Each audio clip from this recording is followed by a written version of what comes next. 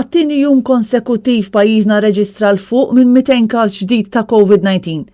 Bejn l-erba' u l-ħamis, fil-fatt, il-Ministeru tas-Saħħa rrapporta 222 każ ieħor tal-virus filwaqt li qal li 10 persuni kienu fiequ minnu.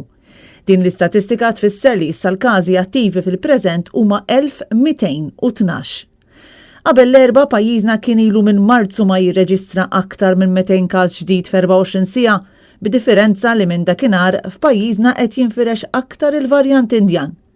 Informazzjoni aktar iddetaljata mitluba minn Net News dwar minn fejn ġejjin il-każijiet, kemm minnhom huma ta' persuni mlaqma, kemm huma każijiet lokali u kemm importati, baqgħet ma ngħatatx.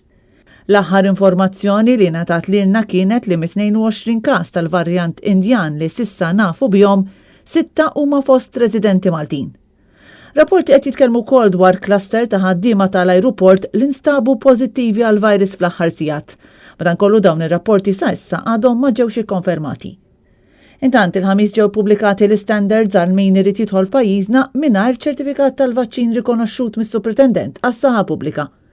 Persuni li jidħlu f'pajjiżna mill-lista ta' pajjiżi elenkati fl-istess avviż legali jridu jkunu fil-possess ta' PCR test negattiv li jkun sar mhux aktar minn 72 siegħa qabel il-wasla tagħhom f'Malta.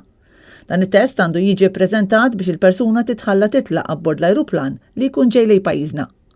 Persuni li vjaġġaw lejn pajjiżna mingħajr ċertifikat tal-vaċċin rikonoxxut iridu jagħmlu wkoll perjodu ta' kwarantina mandatorja ta' 14-il jum mal-wasla tagħhom. Din trid issir f'lukanda rikonoxxuta mis-Supritendent għas-Saħħa Pubblika.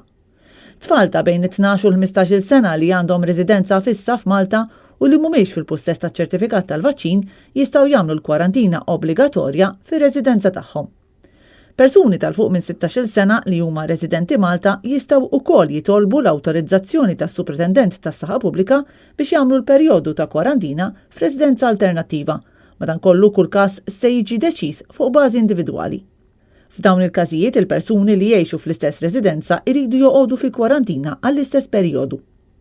Tfal ta' bejn il-5 u l-11 sena għandhom jippreżentaw PCR test negattiv meta jkunu akkumpanjati minn adulti li għandhom ċertifikat tal-vaċċin rikonoxxut filwaqt li dawk taħt il-5 snin jistgħu jidħlu f'Malta mingħajr il-bżonn ta' PCR test. L-avviż legali spjega wkoll li dawk il-persuni li jintalbu jagħmlu kwarantina fil-lukandi rikonoxxuti mis-Supritendent tas-Saħħa Pubblika jridu jħallsu 100 euro għal kull lejl għal kull kamra li tinkludi kolazzjon li jisserva fil-kamra stess.